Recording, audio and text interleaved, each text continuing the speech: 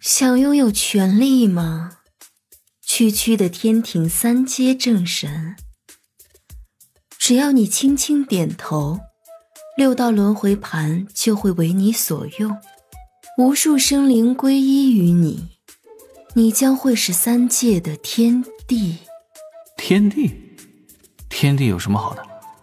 我现在身为天庭普通权臣，如果说道门天庭综合影响力比天帝也差不太多呀。天天被天道给看着，基本没有什么人身自由，还要弄个化身到处瞎浪，完完全全失去了自己的选择权。下个凡想浪一把呢，还都被王母看得死死的。李长寿嘀咕一声，那个换一个。换。宝座上的女子眯眼轻笑，恶念少女倒是愣了一下，随后便捧腹大笑。玉之化身的宽袍微微闪动，一道紫色光束飞出，直接点向李长寿的身形。玄黄塔自行飞出，悬于李长寿头顶，但是这般光束却无视玄黄塔阻拦，径直照耀在了李长寿的元神上。你很想要功德，对吗？功德？李长寿喃喃道，其实功德只是为了保命。你想要无敌于3界吗？真正的无敌是旁人不知我名，不知我道，不知我存在，而我屹立于众生之外。道境与修为上的无敌，终究只是镜花水月，而你越发强大，就会被更多与你接近的生灵视为威胁。道友啊！李长寿睁开双眼，那双眸子带着少许无奈，凝视着宝座上的玉之化身。你着相了。是吗？玉之化身眯眼轻笑，那与小哀和小恶女有着7、8分相似的面容，此刻依然是那般妩媚。毫无征兆的，她的身影突然炸散，一缕缕七彩斑斓的流光冲向李长寿，瞬间消失于李长寿的胸口。李长寿立刻闭上双眼，刚才不是没想过逃走，但他很快就判断出来自己躲不掉这玉之化身的攻势。这并非神通，也并非术法，自己看到的光影都不存在任何意义，那些流光也宛若虚无，对方在直接影响自己的心神。殿外，2位阎君在那棵奇特的巨木之下四处乱窜，拳脚在大地上打出一条条裂缝，他们掀起漫天的风沙，似乎是回到了上古，正在与妖王厮杀。殿内，大法师戴着眼罩躺在太极图上呼呼大睡，身旁不远，李长寿盘腿坐在那儿，在此闭目凝神，时不时的皱眉，时不时的轻哼，似乎是在经历着心神的考验。玉之化身不断地冲击着他的元神，窥探他的心底，想要挖掘出他最渴望之事。李长寿全力对抗着自己心态的膨胀，提醒自己谦卑谦逊，瞎浪必死。七情之欲并非单单指色欲，可以理解为渴望。片刻之后，一缕缕紫色烟雾在李长寿的身周溢出，化作了一名身段修长的女子，正是玉之化身。她的面色颇为难看，已是没有了此前的那般淡然。看着李长寿下意识地后退了半步，小恶女在旁边跳了过来，好奇地问：这个人族真的无欲无求？不，他有。玉姐沉声道：我在他的元神中看到了一个巨大的欲，那是他极度的渴望与追求。但这个欲，我无法引动。为什么？我引动这个欲，他就会获得击溃我的力量。小恶女的额头挂满了问号。什么意思？他的欲望是一种很难描述，到底是什么？能直接说清楚吗？玉之化身抬手扶额，低声道：是吻，求吻的吻，他最想要的也就是吻。小恶女愣了一下，随后嘴角鼓起，满嘴的哈哈哈哈哈哈哈喷涌而出，笑得躺在地上左右打滚。李长寿暗中观察着这一幕，心底仔细分析着，他此前炸这个小恶女时其实是故意说错了，将后土的七情化身说成了是7种极端的情绪，但是实际上还是7种有所偏重的完整人格。比如小恶女此刻就有开心、兴奋、觉得好笑的情绪，而这个玉之化身此刻也在纠结郁闷，怎么才能通过他们见到后土娘娘呢？难道我要制住2个化身？如果真在此地斗法，小恶女再解开压制，我怕难是对手。细细思量，左右权衡，李长寿心底很快就有了复案。再次睁开双眼，好整以暇地打量着眼前这2位明明是同一生灵所化，却没多少相似之处的七情化身。小恶女咬牙切齿：看什么看？再看就在你脸上刻乌龟。2位，我想见后土娘娘。那玉之化身缓缓在李长寿的面前躺倒，微微咬了一下嘴唇。我们不就是你要找到后土娘娘吗？小恶女有些不屑地切了一声：切，若是让你们见到那个只会欺负我的本体，你们不会想办法再灭掉我们几个吗？哼，异想天开。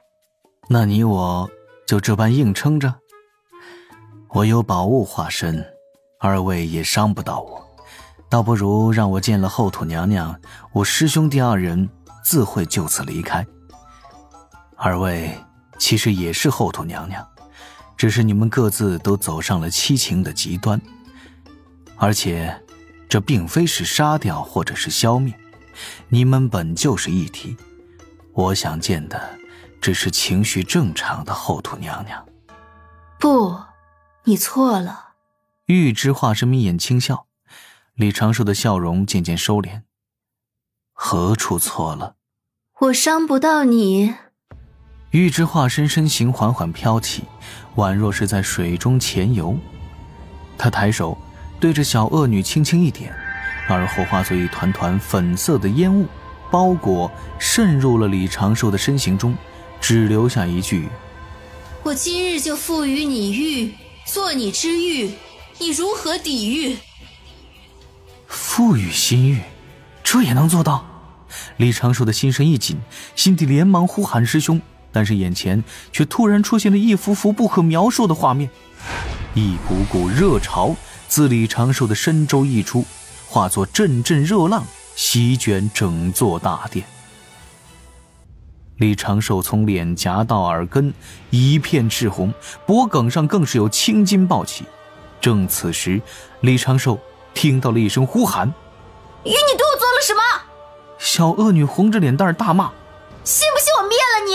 我也是大德后土，你竟然让我做这种事，我不要脸面的吗？正说话间，那小恶女用力地咬着嘴唇，眼波已经微微荡漾。她不受控制地朝着李长寿迈出半步，呼吸已经有些炙热了。虽然在极力的忍耐，但确实已经是在心智崩溃的边缘。李长寿的心底，玉之化身发出了得意的娇笑，一幅幅不可描述的画面充斥在李长寿的心台，李长寿的元神开始被这种心欲给影响。饶是如此，对大德后土无比敬重，不愿有任何冒犯的李长寿还是忍不住想说一句：就这。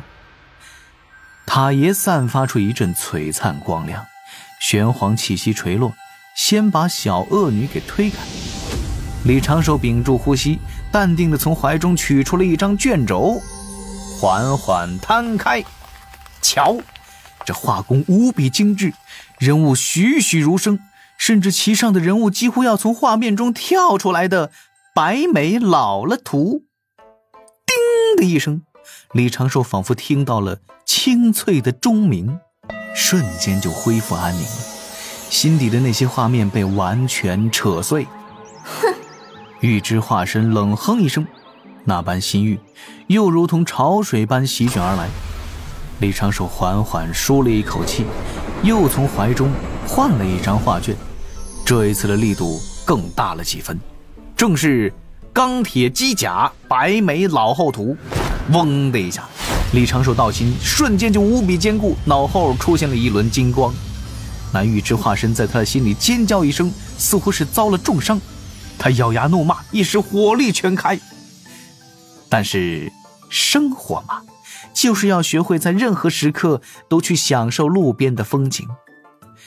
闲暇时，我们坐在冰凉的地板上，头顶号称万法不侵的玄黄塔，手中拿出一幅崭新的画卷，在手边缓缓打开。这钢铁机甲白眉老后大战掉牙老丧尸的故事，当真是……李长寿扭头干哕，整个人爆发出道道的金光，这就是纯阳的光辉呀！在这金光中，一道倩影跌了出来，带着满满的不敢置信，口中发出了尖锐的厉笑。李长寿猛地抬头，身形做出前扑的动作，右手并起剑指，指尖已经点在了那道尚未凝实的倩影眉心。找到了！玉之化身的厉笑戛然而止。李长寿像是推开了一扇门，元神冲入了一片璀璨星空。正此时，大殿角落被玄黄气息包裹推开的小恶女正跌坐在地上。她低着头，浅粉色的长发缓缓滑落，一只小手握住了脖颈上的长生锁，带着层层细汗的脸蛋散发着浓浓的恨意。混蛋！本大人就那么没有魅力吗？我也是大德后土！长生锁瞬间被扯断，一股股黑色气息在殿内凭空凝成，朝他疯狂涌动。怎么这么吵？缓缓旋转的太极图上，某个青年道者满脸不情愿地拽下眼罩，有些迷迷糊糊地咂了咂嘴，又伸了个懒腰，这才看向吵醒自己的声音来源。怎么回事？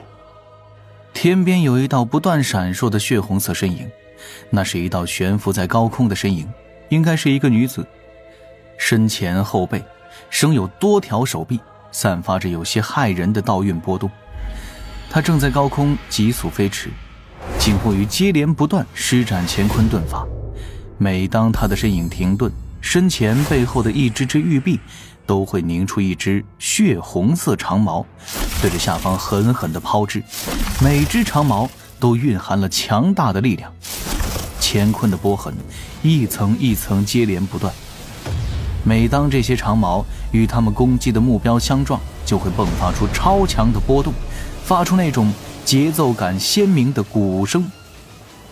这女子的攻势当真是太过迅疾了，此刻全力爆发，血色长矛就如同狂风骤雨，对着下方那一道顶着小塔的身影疯狂输出，笑容逐渐疯狂。那个头顶着小塔的白发老头，长庚。玄都大法师道心一震，双眼瞬间恢复清明，一双瞳孔出现两对浅浅的阴阳双鱼，只是一眼，立刻洞彻这一片天地间的一切情形。他刚才忍不住睡觉时，不是在一处宫殿中吗？宫殿，遥远的天边有一棵倒塌的巨木，巨木脚下依稀能够看到那已经化作残垣的宫殿。宫殿周遭大阵早已经失效了，自那巨木到玄都大法师跟前，这不知多远的间隔中，原本一望无际的沙海化作了滚烫的熔岩大泽。随着天边的斗法持续进行，准确来说是随着那浑身血红的女子疯狂输出，大地的裂痕朝着四面八方蔓延，一颗颗星辰坠落，天地间充斥着一股凶恶的气息，勾动着生灵藏于心底的憎恶与怨恨。星空不再璀璨，空中满是浓烟与污浊，6道轮回投影的星河隐于天穹，斗法扰动的风浪声在这一片天地间来回呜咽，像是无数生灵在低沉哀鸣。玄都大法师双目一凝，那一道在空中不断闪动的身影在他眼底瞬间停住。